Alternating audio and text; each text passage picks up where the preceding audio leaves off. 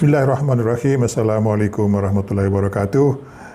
Kita berjumpa lagi, masih lagi bincangkan pendidikan Islam ya.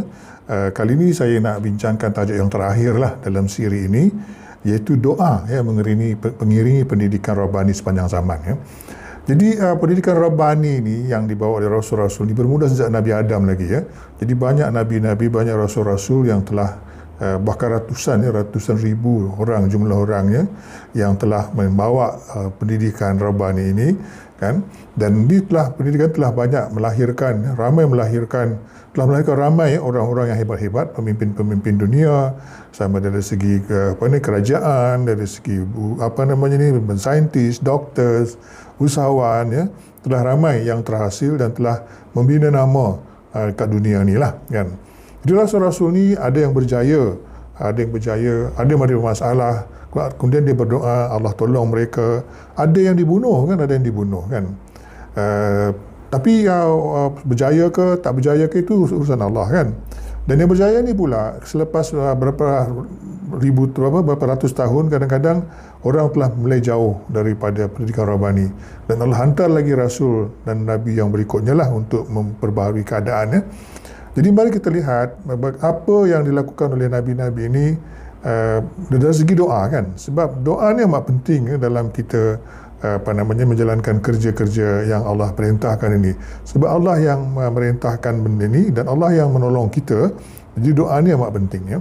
Jadi mari kita lihat Nabi Adam ya, doa dia dalam surah Al-A'raf ya, dia ceritakan Rabbana zalamna anfusana wa illam taghfir lana wa tarhamna lanakunanna minal khasirin ya.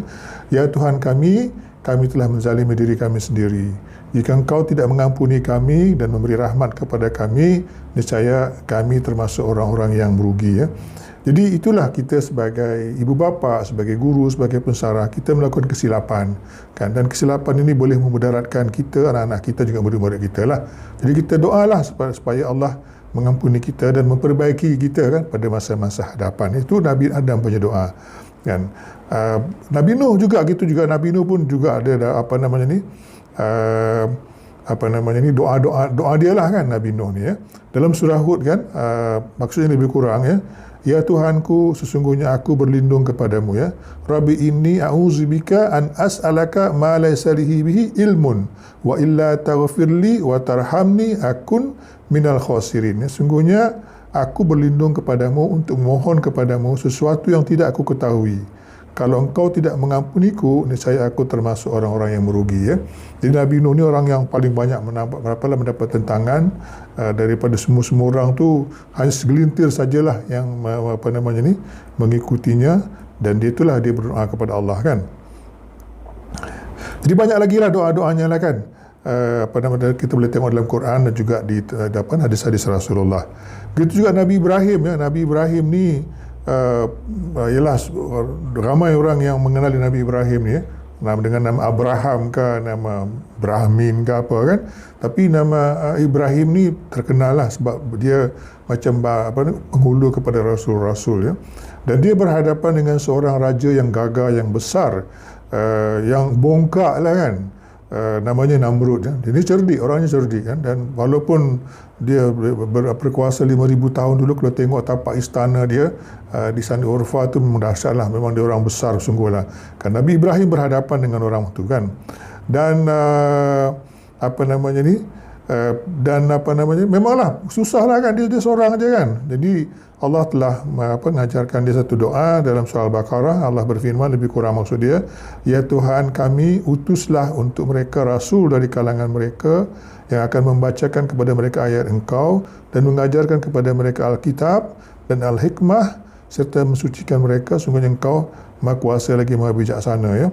Jadi Nabi Ibrahim ni berdoa bukan untuk dirinya saja, tapi untuk keturunan-keturunannya juga kan. Sebab selepas dia wafat, ada lagi kan ramai orang kan, ramai lagi manusia, ramai lagi ni, dan ada keturunan-keturunannya. Jadi dia doa supaya setiap mereka ni, setiap umat ini akan diutus lagi Nabi lah yang akan membacakan kitab-kitab Allah lah kan. Jadi gitu jugalah kan, dia ada anak kan, Nabi Isa kan. dan Nabi Ismail kan, dan dia pergi ke Mekah tu ditinggalnya Nabi Ismail kat sana lah kan. Dan dia doa dia kan, bila dia tinggalkan ditinggalkan Nabi Ismail tu dekat Mekah tu dengan mak dia kan, Siti Hajar. Ya Tuhan kami, dia maksud lebih kurangnya, wahai Tuhan kami, sungguhnya aku telah menempatkan sebahagian dari zuriat keturunanku di sebuah lembah tanah suci Mekah yang tidak ada tanaman padanya di sisi rumahmu yang diharamkan mencerobohinya. Wahai Tuhan kami, mereka ditempatkan di situ supaya mereka mendirikan sembahyang. Oleh itu jadikanlah hati sebahagian daripada manusia tertarik gemar kepada mereka kan, supaya datang beramai-ramai ke situ. Dikurniakanlah rezeki kepada mereka dari berbagai-bagai jenis buah-buahan dan hasil tanaman. Semoga mereka bersyukur ya. Jadi ketika dia tinggalkan Nabi selepas dia buat macam Kaabah, rumah tempat sembahyang tu, tinggal Nabi Ismail dengan mak dia. Jadi itulah doanya kan, supaya tempat tu akan menjadi daya tempat tarikan orang akan datang berbondong-bondong, akan ada banyak buah-buahan, banyak sayur-sayuran situlah kan, dan semua orang situ mendirikan sembahyang lah. Dan doa tu terkabul lama kemudian, bukannya masa tu juga kan. Jadi itulah bila kita doa kepada anak-anak kita, pada murid-murid kita, kita fikir jangan masa tu juga kan, fikir juga lama selepas tu kan, selepas kita mati macam mana mereka ni, macam mana anak-anak mereka kan. Itulah doa kita sebagai ibu bapa, sebagai guru kan. Jadi itulah apa macam ni. Dan juga kan doa Nabi Ibrahim lagi kan, ya Tuhanku, jadikanlah aku dan anak cucuku orang yang tetap melaksanakan solat. Ya Tuhan kami, terimalah doaku. Ya Tuhan kami, ampunilah aku dan kedua orang tuaku dan orang-orang yang beriman pada hari diadakan perhitungan atau hari kiamat. Surah Ibrahim ayat 40-41 ya. Jadi doa-doa ini kita doalah kan, sebab ya kan, kita tak tahu apa berlaku kepada anak kita, cucu kita kan. Jadi kita doa supaya mereka ni sentiasa mengesahkan Allah dan beribadah kepada Allah Subhanahu Wa Taala kan. Kemudian Nabi Ayub begitu juga kan. Nabi Ayub ni ditimpa sakit yang kuat lah kan. Dan lama kan, sampai ada keluarga dia yang mati, ada yang meninggalkan dia semua kan. Akhirnya dia bersembuh baliklah. Doa dia apa tahu kan? Kan, ya Tuhanku, sungguhnya aku telah ditimpa penyakit, padahal Engkau Tuhan yang Maha Penyayang dari semua penyayang kan. Jadi dia doa supaya dia disembuhkan, Allah sembuhkan dia kan. Jadi gitulah. Jadi kita sebagai guru, sebagai ibu bapa, sebagai pensarah, kadang-kadang anak-anak kita sakit atau kita sakit, murid-murid kita sakit, dan kita tak tahu bila dia akan sakit kan. Apalagi dalam zaman pandemik ni kan, bila-bila masa je boleh kena. Kita doakanlah kan supaya semuanya dalam sihat walafiat ya. Kemudian Nabi Yaqub ya, Nabi Yaqub ni pun apa namanya ni, orang putih kata Jacob. Jadi apa namanya ni, dia pun mengalami jugalah macam-macam masalah jugalah kan. Jadi dia pun berdoa pada Allah kan, ya hanya kepada Allah aku mengadukan kesusahanku dan kesedihanku, dan aku mengetahui dari Allah apa yang tidak kamu ketahui ya. Jadi itulah dia Nabi Yaqub ni menghadapi halangan ataupun pengkhianatan juga daripada anak-anak dia sendiri kan. Anak-anak dia tu kan pergi buang Nabi Yusuf kan.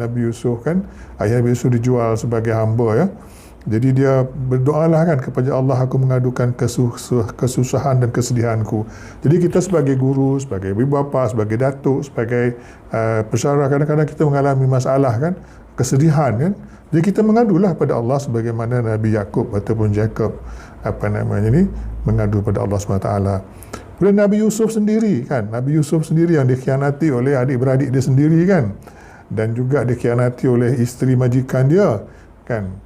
Dia juga berdoa kan, ya Tuhan pencipta langit dan bumi, Engkaulah pelindungku di dunia dan di akhirat, wafatkanlah aku dalam keadaan muslim dan gabungkanlah aku dengan orang yang soleh kan.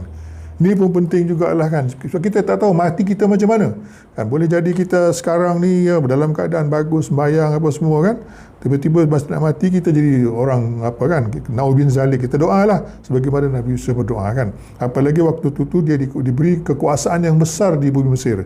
Dia menjadi wazir kan, ataupun menteri kanan. Kedudukannya amat tinggi pada waktu itu kan di bumi Mesir ya. Jadi orang biasanya dapat kuasa ni cobaan besar. Boleh menyalahgunakan kuasa kan.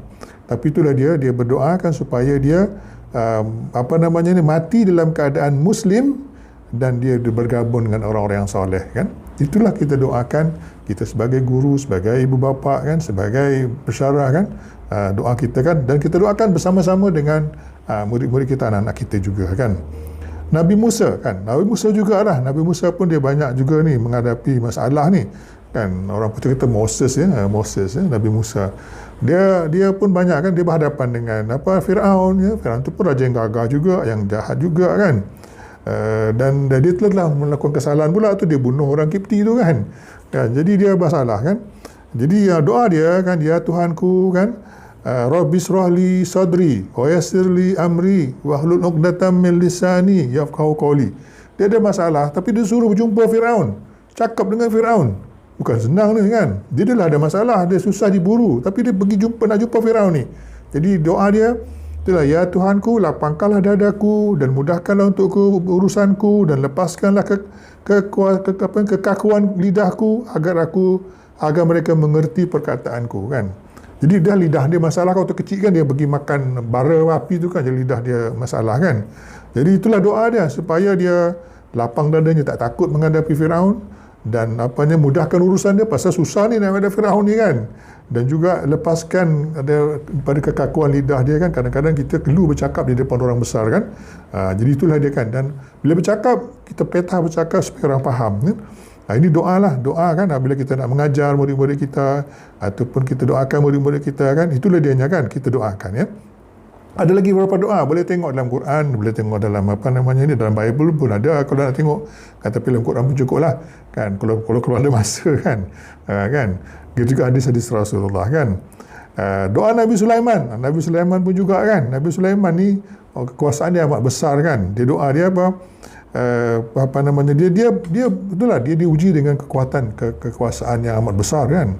Jadi doanya apa? Ya Tuhanku, anugerahkanlah aku ilham untuk tetap mensyukuri nikmat-Mu yang telah Engkau anugerahkan kepadaku dan kepada kedua orang tuaku, agar aku mengerjakan kebajikan dan Engkau ridai, dan masukkanlah aku dengan rahmat-Mu ke dalam golongan hamba-hamba-Mu yang soleh ya.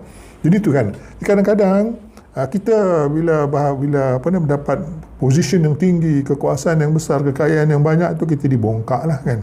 Itulah doa kita lah, supaya kita sentiasa mensyukuri nikmat Allah. Itu kita doakan juga kepada murid-murid kita kan, kepada anak-anak kita, boleh jadi mereka satu hari nanti akan berada di position yang tinggi, yang hebat, supaya mereka tidak bongkak lah kan. Begitu juga Nabi Isa pun Jesus Christ lah, orang putih kata Jesus Christ, kita kata Isa, Nabi Isa kan, Al-Masih ya. Dan dia ni banyak mukjizat dia lah kan. Tapi orang Yahudi enggan mendengar ajaran dia, dan walaupun mukjizat dia tu banyak kan, dia tak peduli kan. Jadi daripada banyak-banyak doa tu, doa ketika memohon mendapat hidangan makanan bagi the last supper tu adalah paling terkenal ya. Orang tahu masa dia nak dapat last supper tu doa yang terkenal lah, ramai orang tahulah. Jadi doa dia tu maksudnya lebih kurang macam ni kan. Dan kurniakanlah rezeki kepada kami, kerana Engkau jualah sebaik-baik pemberi rezeki ya, dalam surah Al-Maidah ya. Jadi itulah kita kan, anak-anak kita ni, murid-murid kita tu, kita doakanlah mereka supaya mereka mendapat rezeki yang banyak kan. Dan mereka tidak susah lah kan, tidak mengalami kesusahan ya. Doakan mereka lah, tak kira lah siapa mereka tu, anak kita, murid kita kan, doakanlah mereka kan, supaya mereka mendapat rezeki yang banyak lah kan. Dan last sekali Nabi Muhammad lah kan, Nabi Muhammad ni ada banyak juga doa-doa dia lah kan. Saya nak sebut satu-satu pun payah jugalah kan. Tapi satu perkara ni yang saya nak sebutkan sini, Rabbi zidni ilman ya. Dan Tuhanku tambahkanlah ilmu kepadaku kan. Jadi itulah kita sebagai bapa, kita doakan kita supaya dapat ilmu yang banyak, dan juga kita doakan supaya anak-anak kita, murid-murid kita pun sentiasa mendapat ilmu dan bertambah ilmunya ya. Sekian, wassalamualaikum warahmatullahi wabarakatuh.